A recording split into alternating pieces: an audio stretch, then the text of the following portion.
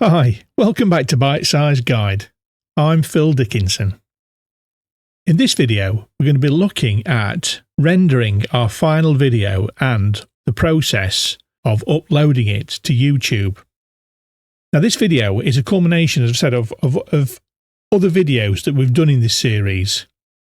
We've done many things, and if you're new to this channel and you've not seen those videos, I'd highly recommend that you look at those, because if you've got no knowledge, if you're a complete beginner, the Davinci Resolve series that we've created, pretty useful for a beginner. So in this video, as I said, this is a culmination of some of the skills we've picked up as we've gone along. This actual video is actually 9 minutes long. So what we're going to do is look at the process of rendering it to an MP4 file. And then what we're going to do then is transfer that up to YouTube on the YouTube channel that we created in another video that we've done in this series. We've still got that channel available, and we're going to actually make it a real channel by adding this video to it. Once we've done that, you should be able to navigate YouTube and find it and be able to look at it as you see it now, but in real life on YouTube. So it's quite interesting. So whenever you're deciding to render your video, you think your video's done, you've done as much as you want to do on it. I always recommend that you play it through from start to finish with your headphones on so you can hear what's being said. Because sometimes you find that when you're videoing live, you'll get voices in the background that you can't hear through the speakers, but as soon as you put your headphones on, you can hear them. And so you want to make sure that there's nothing untoward happening in the background, especially with the audio. So I recommend that you watch the video all the way through at some point with headphones. And when you're absolutely happy with the video that you want to give to the public, as it were, then we're looking at our delivery. It's always better to do the snagging on a video before you upload it. Once you've uploaded it, it's very difficult to correct it without taking it off. You can cut bits out, but you can't add anything on. And if your audio's not right or you're in the wrong resolution, if you're like me, I'm a bit OCD, I can't leave it there. I have to take it off and replace it. And the algorithm really doesn't like that. So it can affect your viewing figures if you do it regularly, apparently. So once we're really happy with the video, we're now going to look at the delivery page. So the delivery page is here down at the bottom. Click that, open that up. And this gives us options for how we want to render our video. The actual resolution, what codec we want to use, various other bits and bobs. You can do it you can render it just with audio if you wanted to, if it's like for a podcast or something like that. So you've got quite a few options here, and we'll go down them. It looks a little bit complex, but in reality, it's not. Once you've done one or two, your settings are more or less always right. So what we're going to do is, first of all, we're going to give it a name. So we're going to call this one Plumber Park Chapel.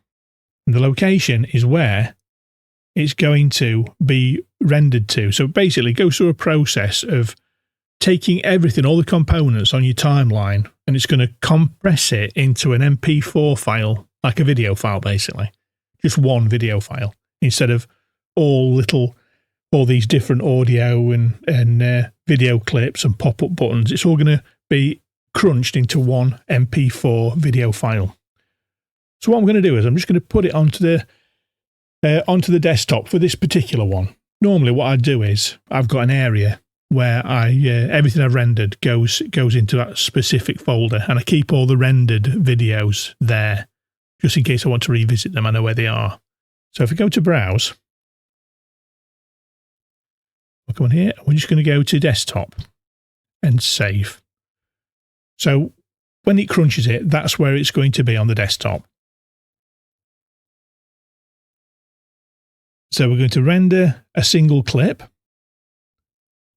Apparently you can do multiple individual clips, but I've never done that myself. I'm a bit, as I say, a bit OCD, and I like to look at every single one as I'm doing them.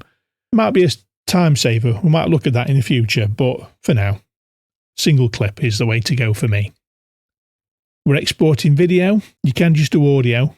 but it's video. That's going to be a video file. So it's going to be QuickTime or an MP4 file or something similar. If you're doing audio, you've got the option to do like an MP3 file or a WAV file. So we're going to export the video, and our format, you can have QuickTime if you want, but I like to do it in MP4. I've always done it in MP4. And the codec I like to use, with MP4, I like to use H.264. Now you can do H.265, but it requires an additional decoder. And if you're playing it on an older machine, you might have a few problems. It actually codes it smaller. The actual 264 is slightly a larger file at the end of the day, but really you're uploading it. It don't really matter that much. But I like to use 264 because it's an older version codec. Therefore, it's more compatible. So I always do that for now anyway, until something better comes along. Encoder, I have automatic. Don't bother with network optimization. Resolution, same as the timeline. 50 frames per second. Encoding profile auto. These are all fairly standard. I don't tend not to touch these. Quality. You can have constant bit rate, but I have it as quality. So you get a better final product, if you like. I keep these as they are. I don't bother changing any of these. So I'll not bother going through them. But we might look at these individual settings in the future. But for today, we'll just keep them to the defaults. So when we've gone through all the settings that we want to change, all we do then is add to the render queue. And it puts it in a queue waiting to be crunched, if you like. There it is, up there on the top right-hand corner. Now, if you had different videos, you had more timelines to do, I think you can stack them up, but I like to do them one at a time. You could stack them up and do them overnight, I suppose. I suppose that's the advantage of doing it, but doing them one at a time, I don't mind waiting for them. And then all we do then is click on render. And then it goes through the process of converting it. And you can see in green is the percentage complete. And it's an estimated time of how long it's going to take to do it. Now, if you've got a really long video, I've had videos before in 4K, 50 frames a second, that were like 90 minutes long. And it's literally taken overnight to do it. If you've got the studio version, the paid version of Davinci Resolve, it can use more than one GPU, like graphics processor, so it can speed it up. But, you have to pay for that. So, and as I always say, a bite-sized guide, we want to do it for free. So I don't mind waiting. There it goes. It's going to take about 10 minutes, so I'll fast forward. I'll let that run, and then I'll fast forward it for your convenience, and we'll carry on. We're coming to the last 5%, so I wanted to show you what it does when it finishes. It doesn't really do a great deal. It's a bit of an anticlimax, really. 98, 99, and it's done. And it says it's completed in 11 minutes and 7 seconds up there. Now, bear in mind, we are going to upload this into a real YouTube channel. So it's actually going to be a living and breathing video. But in actual fact, this is actually a very basic video. I mean, we could have added loads of other things to it, but it's just for the process of learning how to do this. So at this point, we don't actually need Davinci Resolve anymore. It's done its job. We've created our video, we've edited it, tweaked it, converted it into an MP4 file, and that's basically what Davinci Resolve does. And we're going to have a look at the file that we've got. And just looking at this, if you're new to the channel, there is a video that shows you how to create a YouTube channel. And this is the actual channel that we created. Great Historic Buildings. Sounds very posh. And actually, in the thumbnail, there is actually a picture of Clumber Park Chapel, funnily enough. All part of the design. So what we're going to do, just minimise that down for a second, and we're just going to have a look at our desktop. There we are. This is the file that we've created. And we'll just have a look at the properties of it. And it's 11 gig in size. And if you go to details, it's actually 9 minutes long. And it's 4K and it's 50 frames a second. So we'll cancel that. What we can do, this is a part where you really, you want to be looking at snagging it. So you can, now it's actually been rendered. This is the actual file that will be uploading to Great Historic Buildings. So I'm just going to double click it. And what I'll do, I just sit and watch it with my headphones on all the way through. But we'll not do that because it's not a very audience friendly. Doing that will put you through that. So we'll close that off. So we'll assume that that's okay. Say normally, go all the way through. If anything needs snagging, you go back into Davinci Resolve, alter that bit, and then redo it if need be.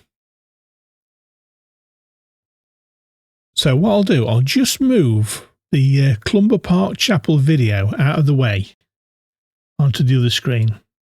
Apologies for you not being able to see that.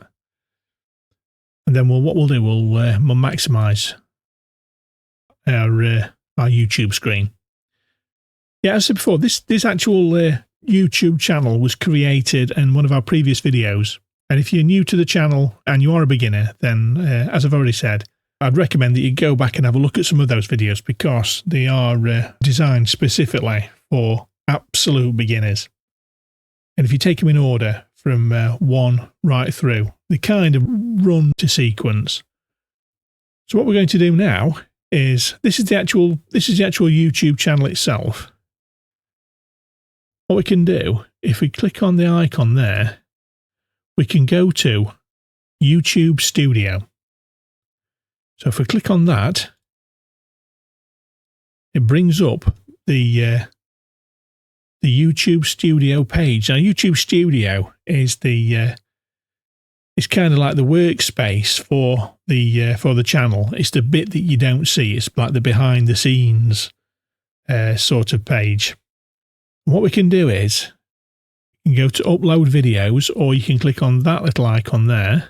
And if we click on that, we get this. What we can do, we can get our Clumber Park Chapel video and we can drag it and we just drop it onto there. And it starts uploading it. And there it is there, uploading video.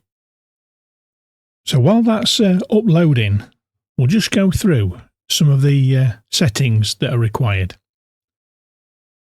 We've got the title, Clumber Park Chapel. Now this is what shows up in the listings in YouTube. Now I can put Great Historic Buildings. And description. This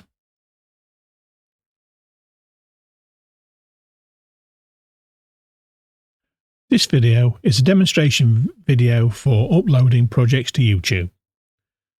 You could go into more details, but this is only for like demonstration purposes. We'll leave the thumbnail. You can create a thumbnail and upload it. When you're doing it, when you've got a proper channel, I recommend that you spend a bit of time creating thumbnails because they are quite important. They are what catch people's eyes when they're searching. When videos are listed, it's quite important that you've got an eye-catching thumbnail. And there are quite a few videos on the internet about it, and actually I'll do one myself in the next 2 or 3 weeks. I'll do a video regarding thumbnails. You might find that interesting. You can actually create 2 or 3, and you can do test and compare, and you can put 3 in. And what it'll do, it'll test how people see those 3 pictures, and it'll, over a period of so many days, it'll tell you which one was the most popular, which one people clicked on more prevalently than other ones. So that's pretty good. Next, playlist. We haven't got a playlist. What you could do if you had a series of videos, you can create a playlist and add that to it, and then they'll play one after each other in a specific order, which is quite handy. Now, this is quite important. Audience, this video is set to not made for kids. So you can choose, yes, it's been made for kids. So it's like, it's specifically tailored for younger children. And it'll only be pushed out to younger children, basically. No, it's not made for kids. Well, it's just a standard video. It's not specifically been made for kids. It's not there's nothing offensive there, but it's not been specifically made for kids. So it'll push it out to the general audience. Age restrictions. Pay promotion.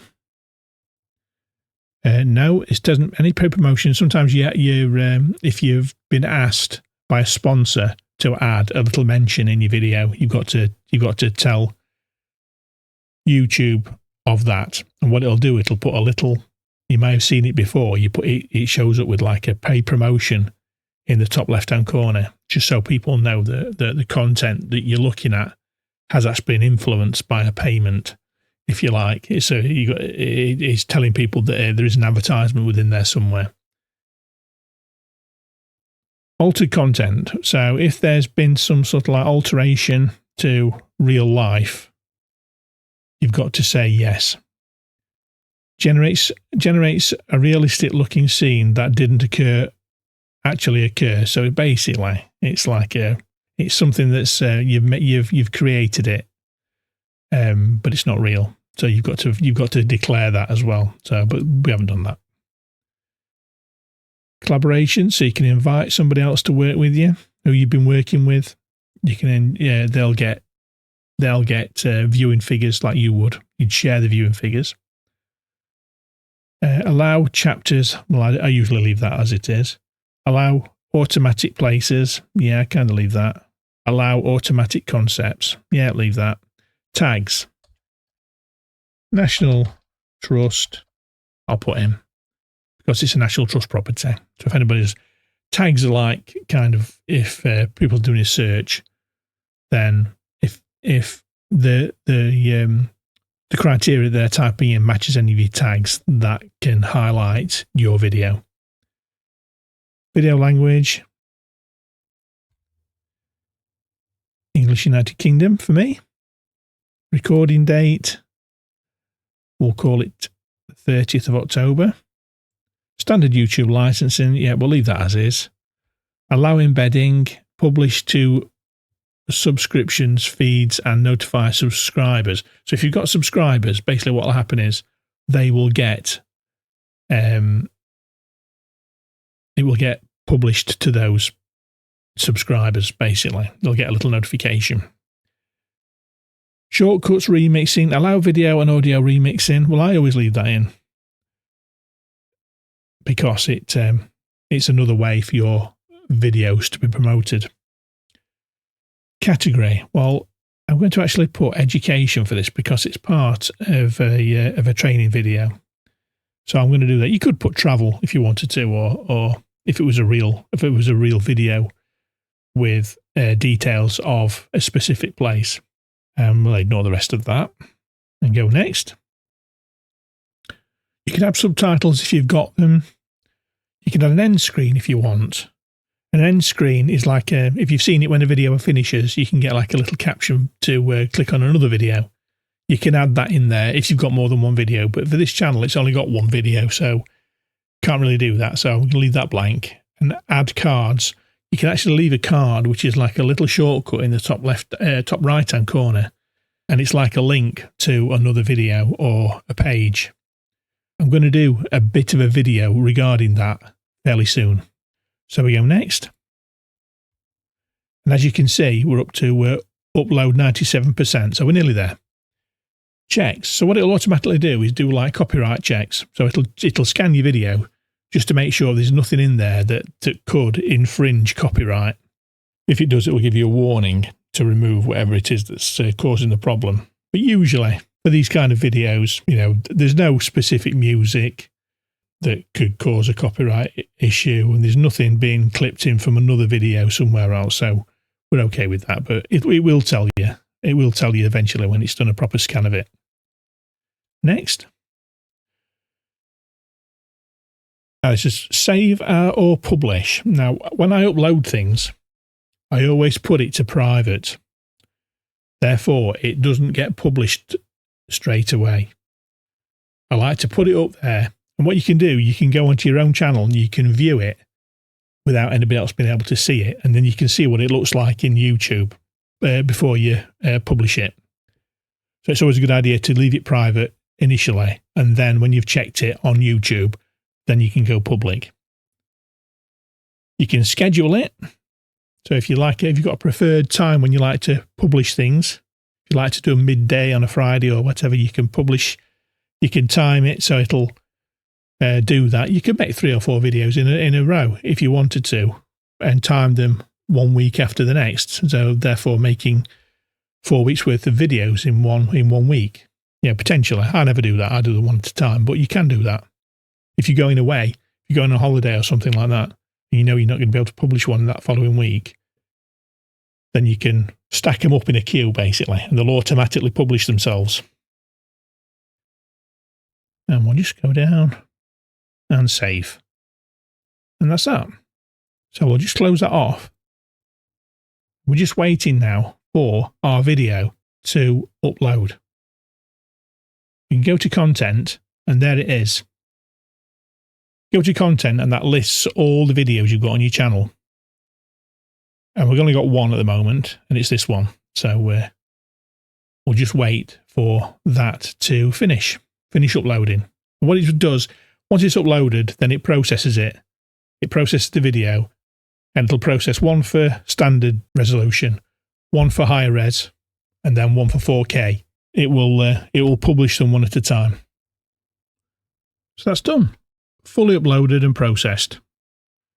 It's still private, so the general public can't see it. Only we can, because we're actually logged on to this channel. You can go to view on YouTube. So click on that. That's it. And play. There we go. That's actually playing from YouTube. Although the general public can't see it, it's still private. But yeah, we can forward it, and it says should be exactly as it is when we did it.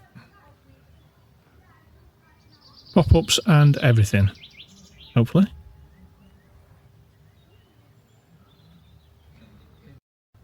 Yep, there we go. Humber Park Church. Subscribe. So if we close that off, that looks okay. So what we're going to do now is publish it.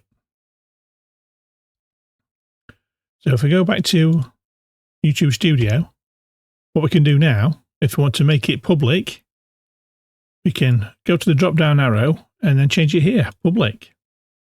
Remember that anyone can see these videos. And publish. And that's done. So that's now visible on YouTube. So if we go to your channel and refresh, there it is. Create historic buildings, and that's actually on. And it's had one view because we've already looked at it in private. So there we go. Pretty good. So I've actually come out of our channel. What we're going to do, I'm going to log in via Bite Size Guide. and we're going to look, see how it's listed. So we go to YouTube.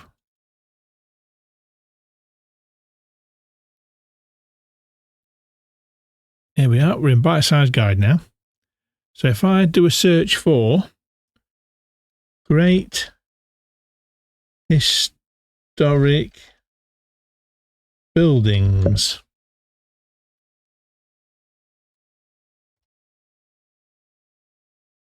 and there it is. That's our video. Published 5 minutes ago. Clumber Park Chapel, Great Historic Buildings. Fantastic. So if we click on that, there we go. All good. And you can even watch it in 4K. Fantastic. Lovely. Very satisfying. One view, 6 minutes ago. Let's just see if the title comes up, and then I'll stop it. St Mary's Church. So now I've logged back in to Great Historic Buildings, and we'll just have a quick look at YouTube Studio, just out of interest.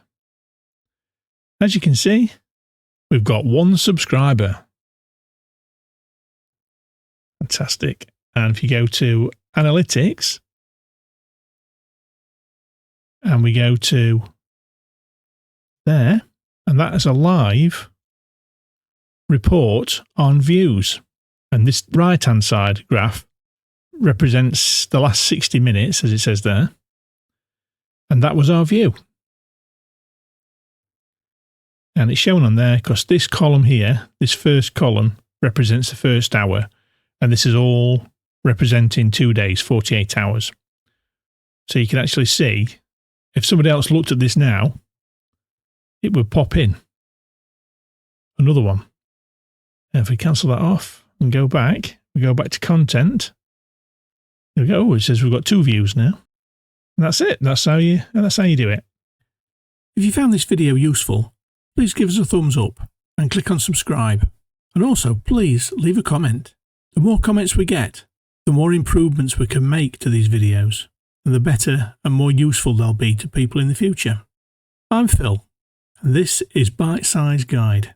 Thanks very much for watching, and we'll see you next time.